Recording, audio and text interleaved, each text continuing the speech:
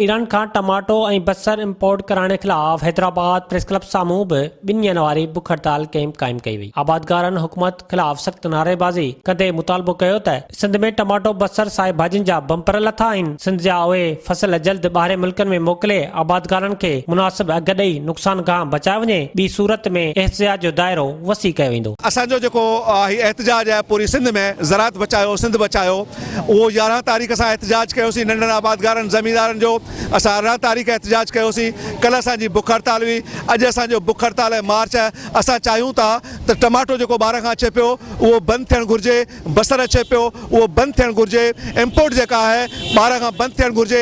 असांजी एक्सपोर्ट जेका असां सिंध जी ज़राअत जी हुअणु घुरिजे। जेकॾहिं असांजा मुतालबा न मञिया विया त असां गवर्नर हाउस जो रुख़ कंदासीं कराची जो। असांजो मुतालबो इहो आहे त टमाटे जी इम्पोर्ट बंदि करियो ऐं सिम नालनि जी खांटी करायो।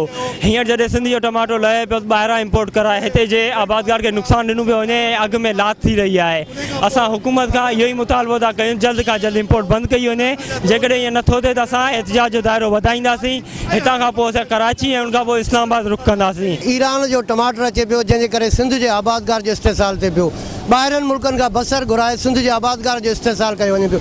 हिन वक़्तु सिंध में बसर ऐं टमाटर जी वाफ़र मिक़दार में पैदावार अची चुकी आहे। उन्हनि जा रेट बि किरी चुका आहिनि, मगर अक्टूबर खां वठी दिसंबर जे पछाड़ी ताईं कमीशन जे करे वापारियुनि खां कमीशन वठी ही हुकूमत जेका आहे ईरान खां टमाटो घुराए पई। सिंध जो जेको टमाटो हींअर तव्हां ॾिसो था उहो टकेदारी थी थी वञे।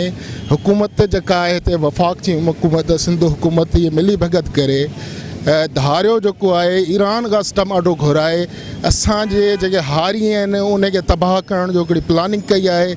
इहो मुसलसिल असां जेको ॾिसूं था सिंध सां तसलसल जेको हले थो।